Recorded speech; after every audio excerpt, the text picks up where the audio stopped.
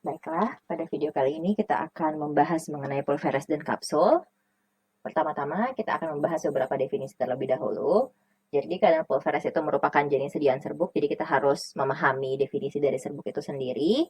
Jadi, serbuk adalah campuran kering bahan obat atau zat kimia yang dihaluskan untuk pemakaian oral atau dalam, dan bisa juga untuk pemakaian luar. Nah, dalam ilmu resep itu serbuk terbagi dua, jadi ada yang dikenal dengan istilah pulvis atau serbuk tidak terbagi, dan ada yang dikenal dengan istilah pulveres atau serbuk bagi. Jadi pulveres adalah serbuk yang dibagi dalam bobot yang lebih kurang sama, dibungkus dengan kertas perkamen atau bahan pengemas lain yang cocok. Nah, pulveres ini yang biasa kita kenal dengan istilah puyer di apotik atau pelayanan kefarmasian yang lainnya. Nah, selain bisa dibungkus dalam kertas perkamen atau dalam bentuk puyer, pulveres ini juga bisa diberikan kepada pasien dengan cara diisikan ke dalam cangkang kapsul. Namun cangkang kapsul yang kita gunakan itu adalah cangkang kapsul gelatin keras. Karena kapsul itu sendiri terdiri dari dua jenis ya, jadi ada kapsul gelatin keras dan kapsul gelatin lunak. Namun untuk kapsul gelatin lunak ini pembuatannya hanya bisa digunakan dengan teknologi khusus. Selain itu penggunaannya juga itu dikhususkan untuk sediaan yang berbentuk cairan. Jadi bukan untuk serbuk. Jadi yang akan kita gunakan, yang akan diisikan pulveres atau serbuk bagi ke dalamnya adalah kapsul gelatin keras. Nah, ada beberapa hal yang perlu diperhatikan untuk peracikan sediaan serbuk atau pulveres. Yang pertama itu adalah syarat-syarat serbuk itu sendiri. Jadi ada 4 syarat berdasarkan farmakope untuk sediaan serbuk, untuk peracikan serbuk. Yang pertama, serbuk itu harus kering. Yang kedua, dia harus halus. Yang ketiga, dia harus homogen. Jadi harus terlihat rata ya warnanya setelah diracik. Kemudian bobot dan kandungannya seragam. Jadi ini untuk memastikan keseragaman dari dosis karena seperti yang saya katakan tadi bahwa pulveres itu adalah serbuk bagi dan tujuan dibuatnya pulveres adalah untuk memudahkan pasien supaya obat yang diberikan itu sudah terbagi ke dalam dosis ke dalam bentuk atau jumlah untuk satu kali pemakaian. Oleh karena itu, maka kandungan dan bobot dari masing-masing bungkus atau masing-masing kapsul itu haruslah seragam. Nah, oleh karena itu, salah satu pengujian atau evaluasi untuk serbuk berdasarkan farmakope adalah pengujian keseragaman bobot, di mana caranya adalah dengan menimbang satu persatu 20 bungkus, kemudian dicatat bobotnya masing-masing, setelah itu dihitung berapa total bobot keseluruhan, kemudian dihitung bobot rata-rata. Nah, ketetapannya adalah penyimpangan antara penimbangan satu persatu terhadap bobot isi rata-rata tidak lebih dari 15% dari tiap 2 bungkus dan tidak lebih dari 10% untuk tiap 18 bungkus yang lain. Nah, ini maksudnya dari 20 bungkus yang sudah ditimbang tadi, hanya boleh 2 yang penyimpangannya lebih dari 15% dan yang sisanya itu penyimpangannya tidak boleh lebih dari 10%. Nah, cara untuk menghitung persen penyimpangan itu adalah dengan tadi bobot yang sudah ditimbang satu persatu dikurang dengan bobot rata-rata. Jadi bobot yang sudah ditimbang satu persatu dikurang dengan bobot rata-rata dibagi dengan bobot rata-rata kemudian dikali 100%. Selanjutnya saya akan memperlihatkan contoh perhitungan keseragaman bobot. Jadi ini misalnya ya kita sudah punya datanya. Kita punya data bobot serbuk, kita sudah menimbang 20 bungkus puyer, kemudian diperoleh bobotnya dalam miligram, jadi ini adalah bobot dalam miligram. Nah, kemudian ini adalah bobot rata-ratanya. Jadi ini setelah kita hitung menggunakan rumus ya, jadi memang akan lebih mudah kalau kita menggunakan Excel. Nah, misalnya kita sudah dapat bobot rata-ratanya dalam miligram, kemudian dihitung persen penyimpangan. Nah, persen penyimpangan adalah dengan cara bobot serbuk dikurang dengan bobot rata-rata. Jadi ini rumusnya, bobot serbuk dikurang dengan bobot rata-rata dibagi bobot rata-rata dikali 100%. Setelah itu kita akan dapatkan persentase penyimpangannya. Nah, berdasarkan data yang ini, jadi kita lihat data dari 20 bungkus serbuk ini, itu tidak ada satupun yang melewati 15%. Dan setelah diperiksa kembali, tidak ada juga yang melebihi 10%. Oleh karena itu, ke-20 bungkus serbuk ini itu memenuhi syarat untuk persyaratan keseragaman bobot. Oke, kita lanjut lagi materinya. Nah, untuk penulisan resep pulveres atau serbuk bagi itu ada hal penting yang harus diperhatikan. Jadi coba lihat contoh resep yang pertama. Pada resep yang pertama itu jadi resipe paracetamol 6. Nah, ini juga yang harus diingat ketika kita menemukan resep, kemudian angka ditulis tanpa satuannya, maka jika tidak dinyatakan lain, maka satuan tersebut adalah gram. Ya, jadi resipe paracetamol 6 gram, Saccharum lactis QS, Misaval pulveres numero 2 desem. Buatlah serbuk bagi sebanyak 12. Nah, jika resepnya tertulis seperti ini, maka pengerjaan resep 1 ini ditimbang 6 gram paracetamol, kemudian digerus lalu dibagi menjadi 12 bungkus. Jadi kalau perintah pengerjaan resepnya tertulis seperti ini, maka jumlah yang tadi itu harus dibagi ke dalam 12 bungkus. Ya, kita bandingkan dengan contoh resep yang kedua. Jadi pada resep yang kedua ini, resipe paracetamol 0,5. Jadi sama seperti yang pertama, karena satuannya tidak ditulis, maka jika tidak dinyatakan lain, satuannya adalah gram. Jadi paracetamol 0,5 gram atau 500 mg, kemudian Saccharum lactis QS. Perintahnya adalah Misaval pulveres DTD, di mana DTD ini adalah data less doses numero 2 desem. Jadi, buatlah serbuk bagi sesuai dengan dosis yang tertera. Jadi, data less doses itu artinya adalah sesuai dengan dosis yang tertera sebanyak 12. Jadi kalau perintahnya seperti ini, maka untuk pengerjaan resep 2, ditimbang sebanyak 12 dikali 0,5 gram, kemudian digerus lalu dibagi menjadi 12 bungkus. Jadi sebenarnya antara resep 1 dengan resep 2 ini jumlah paracetamol yang dibutuhkan itu sama, cuman perintah untuk pengerjaan resepnya yang berbeda, perintah peracikannya yang berbeda. Nah, jadi itu yang perlu diperhatikan. Maka jika ada resep yang ditulis seperti resep 1 namun perintahnya menggunakan perintah yang tertera pada resep 2, maka resep itu salah. Begitupun sebaliknya, jika ada resep yang tertulis dengan perintah dengan isi pada resep 2, kemudian perintahnya ini seperti pada resep 1, maka itu salah. Jadi ini yang harus diperhatikan pada penulisan resep pulvis. Yang paling poin yang penting itu adalah ada atau tidaknya keterangan data less doses atau DTD. Karena data less doses ini menunjukkan bahwa tiap bungkus itu harus mengandung dosis yang tertera. Sedangkan kalau tidak ada keterangan DTD-nya, maka jumlah yang tertulis di dalam resep itu harus dibagi dengan jumlah serbuk atau jumlah bungkus yang diperintahkan. Kemudian ada juga yang harus diperhatikan untuk pekerjaan khusus sediaan serbuk. Jadi untuk obat berkhasiat keras, itu akan dilakukan pengenceran. Nah, kenapa harus dilakukan pengenceran? Karena ini kalau misalnya kita menggunakan timbangan neraca ya, timbangan emas, itu karena ada yang dikenal dengan istilah minimal penimbangan. Minimal penimbangan untuk memastikan ketelitian penimbangan. Jadi, minimal penimbangan yang dibolehkan itu adalah 50 mg. Kalau di bawah 50 mg itu maka harus dilakukan pengenceran. Kemudian yang kedua itu kalau kita menggunakan bahan-bahan yang sifatnya adalah kristal, karena sebagian besar kristal itu bersifat higroskopis atau mudah menyerap air, mudah basah. Sementara salah satu syarat dari sediaan serbuk itu tadi adalah harus kering. Maka untuk sediaan kristal, untuk serbuk yang di dalamnya terdapat kristal, itu maka harus digerus menggunakan lumpang panas. Nah, cara untuk memanaskan lumpang ya adalah dengan menuangkan air panas ke dalam lumpang, kemudian didiamkan beberapa saat hingga bagian luar lumpang terasa panas. Kemudian setelah itu air panasnya dikeluarkan dan lumpangnya dikeringkan sebelum bahan dimasukkan ke dalam lumpang. Tapi harus dipastikan bahwa pengerjaannya itu dilakukan dengan cepat sebelum suhu dari lumpang itu kembali ke suhu ruangan. Kemudian yang selanjutnya adalah ekstrak kental. Kalau di dalam resep itu terdapat bahan yang merupakan ekstrak kental, maka ekstrak kental tersebut dilarutkan dengan cairan penyarinya. Ya, misalnya dia ekstrak etanol, berarti kita harus larutkan dengan etanol dan dikeringkan dengan bahan pengisi di lumpang panas. Jadi harus menggunakan lumpang panas juga.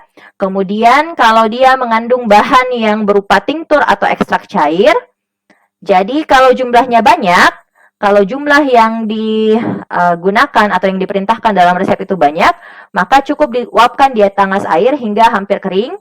Setelah itu ditambahkan bahan pengisinya.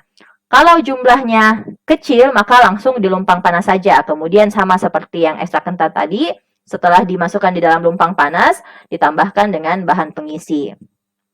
Nah, yang perlu diperhatikan kalau misalnya bahan tinktur atau ekstrak cairnya itu tidak stabil dengan pemanasan. Jadi kalau tidak stabil dengan pemanasan, kalau bahan berkhasiat yang terkandung dalam tinktur atau ekstrak cairnya itu diketahui, maka cukup diganti saja dengan bahan tersebut. Kalau bahan berkhasiatnya tidak diketahui, maka caranya adalah, jadi kita menyiapkan cawan porselen yang diisi dengan bahan pengisi, misalnya sakarum laktis, kemudian dipanaskan. Setelah itu, tinktur dan ekstrak cairnya yang diteteskan pada bahan pengisi tadi. Kemudian ditunggu hingga cairannya menguap. Kemudian itu yang akan dicampurkan ke dalam keseluruhan racikan serbuk yang akan dibuat. Kemudian jika pada resep serbuk itu terdapat bahan camphor, kalau ada bahan camphor maka dilarutkan dengan spiritus fortior atau alkohol 96 dan dikeringkan dengan bahan pengisi. Kemudian yang terakhir, ini juga merupakan poin penting, yaitu campuran eutektik. Jadi campuran eutektik itu adalah campuran di mana ada dua bahan kristal yang ketika dia dicampurkan maka akan terjadi penurunan pada titik leburnya. Nah, kalau di dalam resep itu terdapat bahan yang merupakan campuran eutektik, maka kedua bahan itu dicampurkan di dalam lumpang, digerus hingga dua-duanya mulai menjadi basah. Setelah basah, kemudian ditambahkan dengan bahan pengisi. Nah, salah satu contoh campuran eutektik yang paling sering ditemui itu adalah menthol dan camphor. Tapi biasanya lebih banyak ditemukan pada resep-resep untuk serbuk yang tidak terbagi atau pulvis, itu untuk penggunaan luar atau bedak.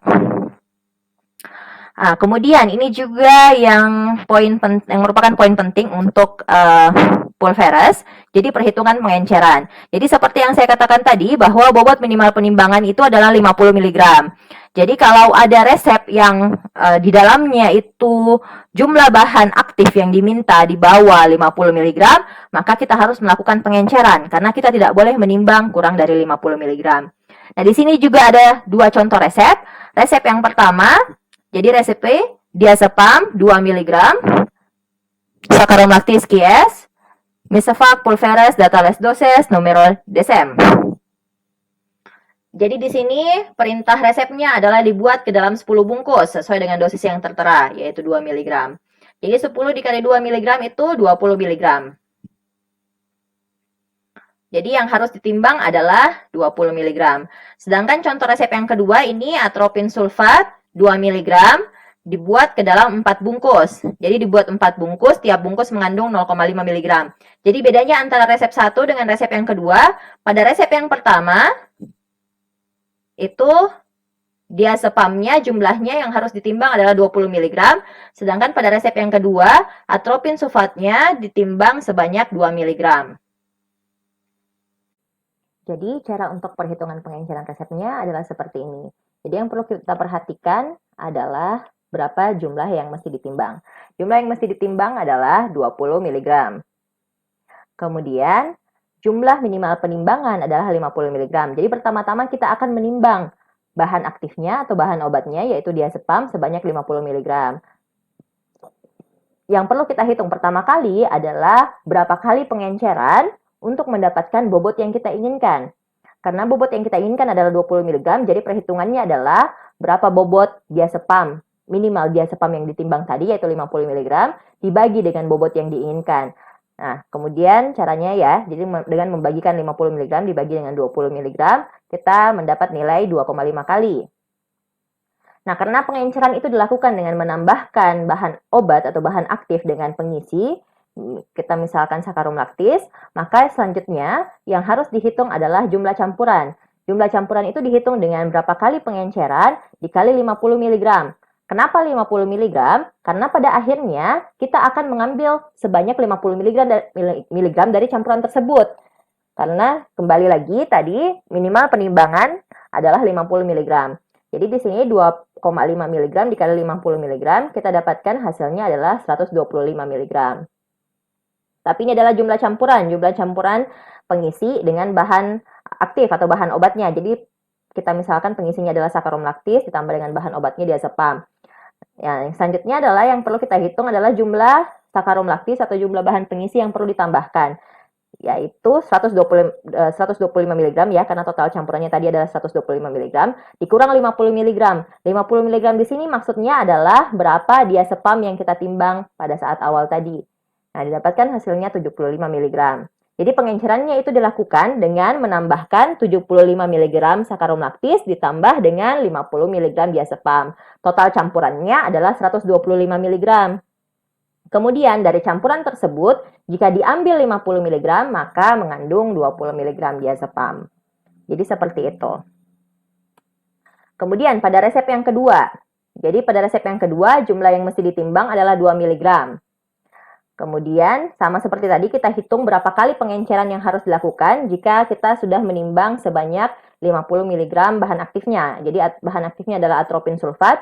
Jadi, setelah kita menimbang 50 mg atropin sulfat, kemudian bobot yang kita inginkan adalah 2 mg, maka pengenceran yang dilakukan adalah sebanyak 25 kali.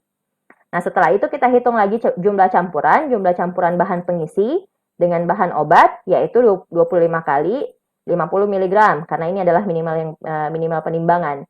Kemudian kita dapatkan hasil 1250 mg. Setelah itu kita hitung lagi jumlah sakarum laktis yang ditambahkan. Jadi sama seperti resep yang sebelumnya, yaitu jumlah campuran dikurang dengan berapa bobot atropin sulfat yang sudah kita timbang tadi, jadi 50 mg, maka kita tambahkan 1200 mg. Nah, jadi dari campuran tersebut, jika diambil 50 mg, maka mengandung 2 mg atropin sulfat. Nah, namun kalau kita pakai cara seperti ini, itu akan terlalu banyak bahan pengisi yang terbuang, karena kita pakai terlalu besar jumlahnya. Nah, ada cara yang kedua. Cara kedua itu adalah kita melakukan yang namanya pengenceran bertingkat. Jadi pengenceran bertingkat itu, jadi sama, awalnya kita hitung, kita harus melakukan pengenceran 25 kali, karena bobot minimal penimbangan adalah 50 mg, sementara jumlah yang kita butuhkan hanya 2 mg. Jadi, kita perlu mengencerkan sebanyak 25 kali. Nah, jika seperti ini, maka bisa dilakukan pengenceran bertingkat dengan jalan pengenceran yang pertama diencerkan 10 kali terlebih dahulu, dengan cara 50 mg atropin sulfat ditambahkan dengan 500 mg sakarum laktis. Ya, jadi 50 mg ditambah 450 mg, jumlahnya kan 500 mg. Nah, dari 500 mg ini, tiap 50 mg itu akan mengandung 5 mg bahan obat, yaitu yang mana di sini adalah atropin sulfat. Ya, jadi dari campuran yang pertama, dari campuran untuk pengenceran yang pertama ini, kita ambil 50 mg. Di mana 50 mg-nya itu kita tahu sekarang mengandung 5 mg. Nah, pengenceran yang kedua kita hitung lagi. Campuran yang tadi harus diencerkan berapa kali untuk mendapatkan jumlah yang kita inginkan. Tadi kita sudah tahu bahwa campuran dari pengenceran yang pertama itu mengandung 5 mg. Sementara bobot yang kita inginkan adalah 2 mg. Jadi kita bagi lagi 5 mg dibagi 2 mg itu sama dengan 2,5 kali. Jadi kita perlu melakukan pengenceran sebanyak 2,5 kali. Nah, jadi sama kita hitung kembali lagi jumlah campuran. Dihitung dengan berapa kali kita harus mengencerkan dikali 50 mg. 50 mg ini adalah minimal penimbangan. Jadi 2,5 dikali 50 mg sama dengan 125 mg. Kemudian jumlah SL yang ditambahkan, jumlah sakarum laktis yang ditambahkan sama seperti rumusnya yang tadi, 125 mg dikurang 50. 50 ini berasal dari jumlah campuran yang kita ambil yang pertama. Jadi di sini kenapa kita kurang 50 mg? Karena 50 mg adalah jumlah yang kita ambil dari campuran setelah pengenceran yang pertama. Jadi 125 mg dikurang 50 mg sama dengan 75 mg. Nah, setelah itu kita campur, jadi kita akan menambahkan SL sakarum laktis sebanyak 75 mg ke dalam campuran yang ini, campuran yang 50 mg dari pengenceran yang pertama. Kemudian kita dapatkan bobot total campurannya adalah 125 mg. Nah, dari campuran yang 125 mg ini, jika diambil 50 mg, maka mengandung 2 mg atropin sulfat. Nah, ini juga kita bisa pastikan karena pada awal kita hitung, kita harus melakukan pengenceran sebanyak 25 kali untuk mendapatkan bobot yang kita inginkan, yaitu 2 mg. dari minimal penimbangan 50 mg. Nah, pada pengenceran pertama kita melakukan pengenceran 10 kali. Pada pengenceran yang kedua, kita melakukan pengenceran sebanyak 2,5 kali. Nah, 2,5 dikali 10 itu sama dengan 25. Maka ini tercapai. Jumlah pengenceran yang harus kita lakukan ini tercapai. Jadi nanti untuk adik-adik mahasiswa sekalian, silahkan video ini dinonton berulang-ulang kalau memang perhitungannya masih sulit dipahami. Tapi saya harap adik-adik bisa memahami ini dengan baik. Karena perhitungan pengenceran ini merupakan jenis perhitungan yang sangat diperlukan untuk adik-adik ke depannya, bukan hanya di mata kuliah ini, tapi di mata kuliah yang lain juga. Nah, kemudian sedikit saja untuk pembahasan mengenai kapsul. Jadi seperti yang saya katakan tadi bahwa untuk sediaan pulveres, peracikan pulveres itu selain bisa diisikan ke dalam kertas perkamen juga bisa diisikan ke dalam cangkang kapsul. Nah, di sini yang perlu kita perhatikan adalah bahwa cangkang kapsul gelatin keras itu terdiri dari beberapa ukuran. Jadi, makin besar nomornya, makin kecil bobot bahan di dalamnya. Jadi, ini yang bisa dijadikan rujukan ketika kita mengerjakan resep untuk berapa bobot isi kapsul. Nah, namun kalau misalnya ternyata jumlah bahan obat dengan bahan pengisinya itu terlalu banyak, misalnya melebihi 0,6 campurannya, karena ukuran kapsulnya ini akan semakin besar, semakin sulit untuk ditelan, maka sebaiknya nanti untuk 1 kali dosis itu bisa dibagi ke dalam 2 cangkang kapsul. Jadi nanti bisa diatur bagaimana caranya supaya pada saat 1 kali minum itu diminum sebanyak 2 kapsul untuk memudahkan kapsulnya ditelan. Jadi jangan sampai diberikan kepada pasien cangkang kapsul yang ukurannya terlalu besar, sehingga sulit ditelan. Oke, sekian video untuk pulveres dan kapsul ini. Kalau ada pertanyaan, bisa dilanjutkan di Google Classroom, sesuai dengan kode yang sudah saya bagikan kepada ketua kelasnya masing-masing. Semoga bisa bermanfaat dan terima kasih.